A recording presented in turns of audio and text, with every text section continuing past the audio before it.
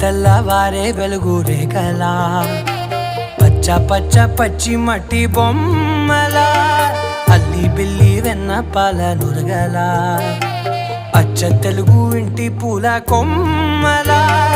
దేవదేవుడే పంపగా ఇలా దేవతే మా ఇంట అడుగే పెట్టెనంట బ్రహ్మ కళ్ళలో కాంతులే